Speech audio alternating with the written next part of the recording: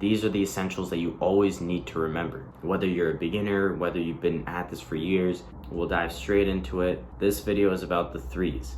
Now, if you don't have any of these threes, it's going to lead you to have a bad sales day. And if you are having a bad sales day, or if you've had a bad sales day, it's because you didn't do one of these three. If you're at least doing one of these three, you're going to hit an average day. Now, jumping right into it, the first one is smile. I'm gonna start right off by saying do not have a fake or big or just ugly looking smile. People will see right through it. You just will not be respected or taken seriously if you have that. I remember one of the first people I ever trained, we were going door to door and I was doing all the pitches because I was teaching him for the day. He was learning based on me. And he was behind me just listening, watching. And before we go up to the door, I told him, like I tell every single one of my reps, do the three. Now, it was my mistake for not teaching him how to smile. I figured a grown man understood how to smile and knew how to smile. That was my first mistake. So we're mid-pitch and I look at the person's face, the person that we're pitching to. I see the guy, he has a bit of this facial expression. His eyebrows are down, he's focused in on something. But it wasn't me. He wasn't focused on me. He was looking behind me. Now, what was he looking at? Take a big guess. My friend behind me. And I turn back to look at this guy, because now I'm a little bit intrigued. And I just see this guy.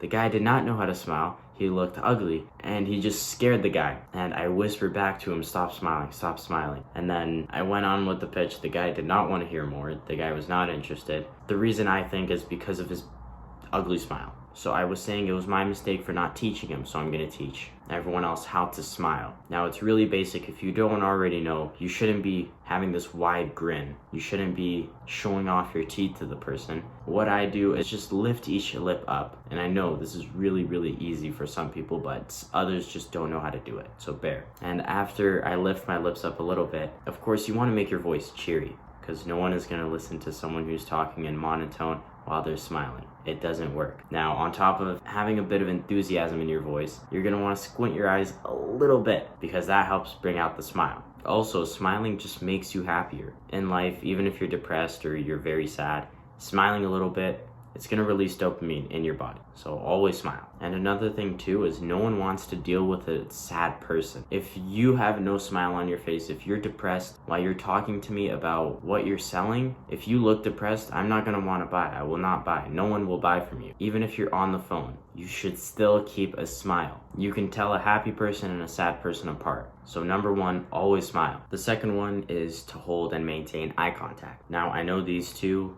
they just sound like basic conversation know-hows, but it's amazing how many people just overlook these in sales and honestly in conversations too. Now, this just shows the person that you're interested in them, you're interested in what you're saying and what you're talking about. Now, eye contact, like smiling, it could just come off as creepy to the other person. Now, if you do eye contact right, it just shows the potential buyer that you're personable, that you can hold and maintain a conversation, that you're not weird, and that you just care about them. Because most of what makes up listening isn't even listening. It's how you maintain eye contact, how your body is, which of course we'll go over later on. But right now we're focusing on eye contact. Now, of course, there's been so many sales reps who in the beginning, when I tell them to maintain eye contact, when they go up to do their pitches, they just look at the person like this. They're all wide-eyed, they're just staring at the person. Hey, how's it going? My name's blah, blah, blah. And if I was to be talking to you like this, you wouldn't want to keep watching. Or in real life, you wouldn't want to keep talking to me. You'd just think I'm a creep. You'd want to get away from me as soon as you could. And I don't blame you, I would too. Now, what I do is my eyes are always relaxed. I'm never going wide-eyed and staring at them and acting like a moron all over the place. Now, with relaxing your eye contact, you may be wondering, well, what, do I just stare at their eyes? And you could. What I do is I just focus on one eye for 5-10 seconds and then switch. And then you just keep going back and forth. It's like a little line, and your eye just goes back and forth between the line. Now, I do this so it's not like I'm having a staring contest with them, because again, that just comes off as weird. You don't want to be talking to someone who's staring you down. It's just uncomforting. Of course, sometimes you do want to give a little bit of like eyebrow things, widen your eyes, squint them, to give off expressions, to involve your emotions in it, and just make them more interested. Now, of course, in the beginning, you're just going to focus on maintaining eye contact, going from eye to eye, keeping your face relaxed. So hold eye contact. Last but not least, excitement.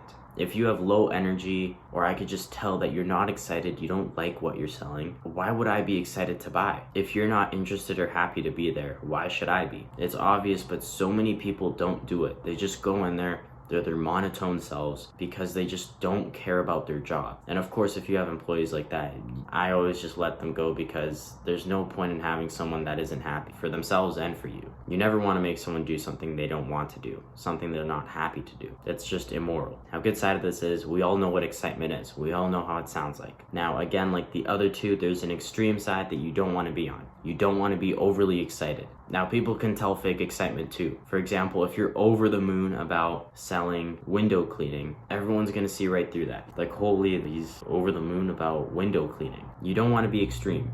You did not just discover fire. Do not be that crazy hype. It's bottled. It's bottled excitement. People should be able to tell that you're eager, you're happy to be there, to be talking to them, and to be a part of the company that you're with. So make sure you're excited to be there, to sell it, to help the person. Now, that wraps up everything for the first video. The smile, eye contact, and excitement. Write these 3 down because these are essentials to have with you, to be portraying off to whoever you're talking to. Not even in sales, just in life. Moving on to part 2, the script.